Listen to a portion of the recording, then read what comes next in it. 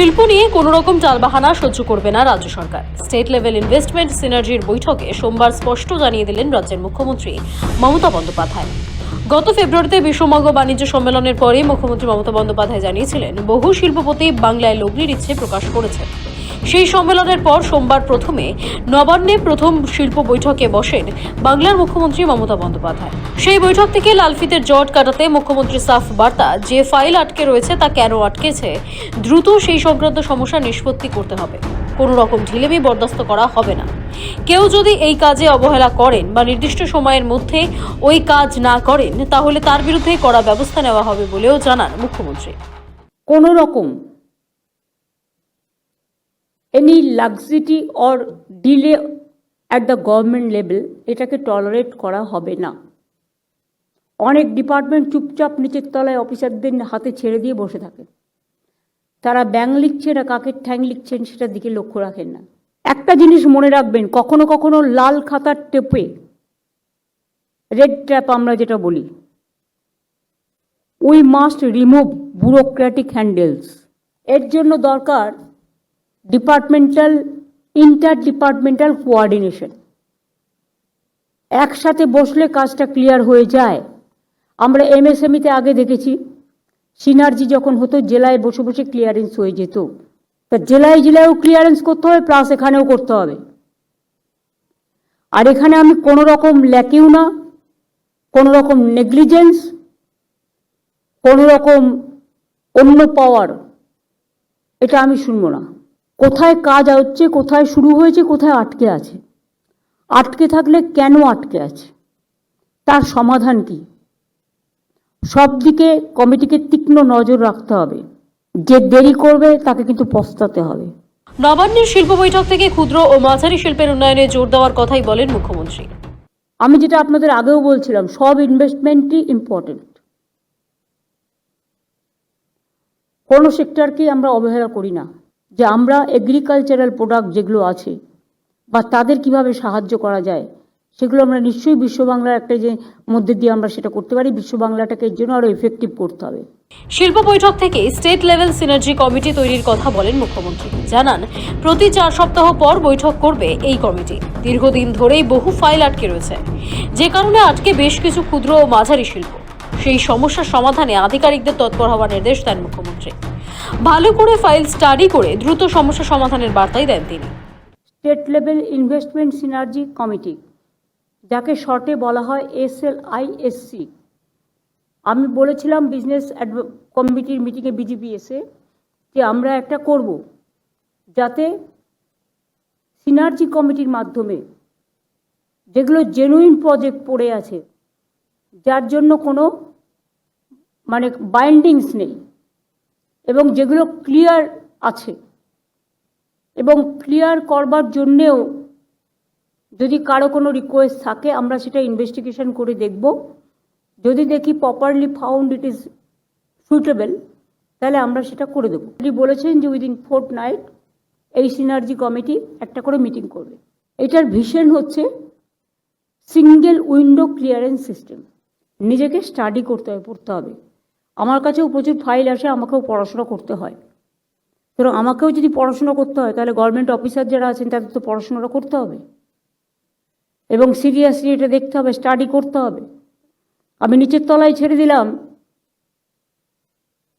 সে কি করলেন বা কিভাবে করলেন, কিভাবে আটকালেন, এটা দেখতে হবে। গড়িমসির জন্য যেন বাংলার ভবিষ্যৎ বিঘ্নিত না হয়। রাজ্যে শিল্পোন্নয়নের গতি আনতে সেখান থেকে একটি বিশেষ পোর্টালের উদ্বোধনও করা হয়।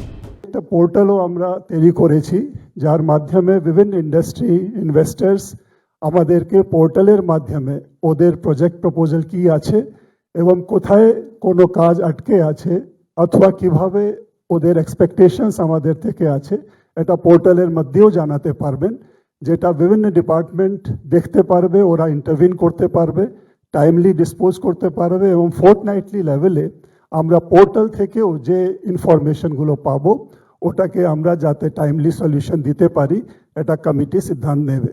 অনেক ক্ষেত্রেই বিভিন্ন কারণে স্থানীয় নেতাদের বিরুদ্ধে টাকা চাওয়ার অভিযোগ ওঠে। তবে মুখ্যমন্ত্রীর সাফ বার্তা, কেউ টাকা চাইলে সরাসরি অভিযোগ করা হোক। সরকারি কাজের জন্য কারোর থেকে টাকা নেওয়া অপরাধ। কোথাও কোনো বাধা থাকলে তার দ্রুত নিষ্পত্তির দায়িত্ব আপনাদের সবার। কোনো ইন্ডাস্ট্রি করবার জন্য কেউ কিছু চাইলে দেবেন না, প্রয়োজন নেই। গভর্নমেন্ট যখন কাজ করে কারো কাছ থেকে নিয়ে নয়। মানুষের কাজের জন্য গভর্নমেন্ট যে প্রজেক্ট দেয় সেখান থেকে 1 টাকাও নেওয়া অপরাধ। বাট লোকাল কিছু লিডার বললো না হলে হবে না, কমপ্লেন করুন আমাদের কাছে, উইল টেক অ্যাকশন ইমিডিয়েটলি। বিভিন্ন সরকারি দপ্তরের কর্তাদের উদ্দেশ্যে নয়া ডেডলাইনও বেঁধে দেন মুখ্যমন্ত্রী। তার কথায়, সব ডিপার্টমেন্টে জমি পড়ে রয়েছে, কোথায় কত জমি পড়ে রয়েছে যেগুলো দখল হয়ে যাচ্ছে আগামী 7 দিনের মধ্যে জানাতে হবে। সেই জন্য বিভিন্ন দপ্তরের যে জমি পড়ে আছে ইমিডিয়েট আইডেন্টিফাই করুন। ল্যান্ড সেটেলমেন্ট, এগুলোর ক্ষেত্রে কোনো কমপ্লেন যদি আসে তাহলে কিন্তু আমাদের একটা রাইট টু ইনফরমেশন আমাদের যেসব আছে সেই কমিশনও আছে, সেই কমিশনের আন্ডারে আমরা কিন্তু এবার অ্যাকশন নেব এবং আমাদের কাছে পাঠাবেন, কারণ আমাদের অনেক ইন্ডাস্ট্রির অনেক রিকোয়েস্ট আছে। যে ল্যান্ডটা আপনি রেখে দিয়েছেন কাজে লাগাচ্ছেন না, অন্য কেউ দখল করে নিয়ে চলে যাচ্ছে। আর এখন তো নিজের ইচ্ছা মতো ল্যান্ড দেওয়াটাও বন্ধ হয়ে গেছে।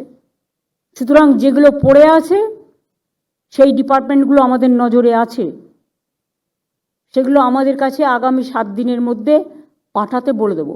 যে না পাঠাবে তার সেই দপ্তরে থাকার কোনো অধিকার নেই।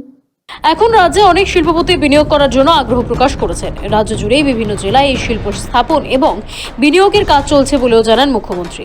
এর ফলে পুরুলিয়ার রঘুনাথপুর, বীরভূমে দেউচা প্রকল্প সহ বিভিন্ন ক্ষেত্রে অনেক কর্মসংস্থান হবে বলেও জানান তিনি। রঘুনাথপুর তাজপুর 398 কিলোমিটার দুপাশ দিয়ে ইন্ডাস্ট্রি তৈরি হবে। Dankuni Jhargram 160 kilometre, Dankuni Kalyani 43 kilometre, Kharagpur Morgram, Dankuni Coochbehar 639 kilometre, পুরুলিয়ার গুরুডি থেকে কলকাতার জোকা, অর্থাৎ কোনো জেলা বাকি নেই। দেউচা প্রাথমিক কয়লা খনন শুরু হলে আপনাদের ছেলেমেয়েরাই চাকরি পাবে।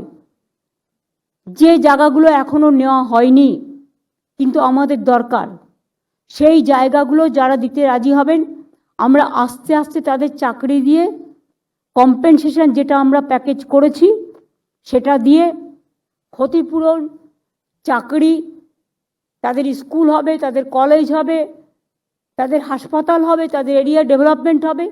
বিশ্ববঙ্গ বাণিজ্য সম্মেলনের পর 1 মাসও অতিক্রান্ত হয়নি, তারই মধ্যে রাজ্যের শিল্পায়নে গতি আনতে বড় মাস্টার স্ট্রোক দিলেন মুখ্যমন্ত্রী মমতা বন্দ্যোপাধ্যায়। মুখ্যমন্ত্রী সাফ নির্দেশ, ঢিলেমি বরদাস্ত করা হবে না। লাল ফিতের জট কাটাতে কড়া বার্তা দেন মুখ্যমন্ত্রী। সৌভিক সান্যালের রিপোর্ট, সময়, কলকাতা।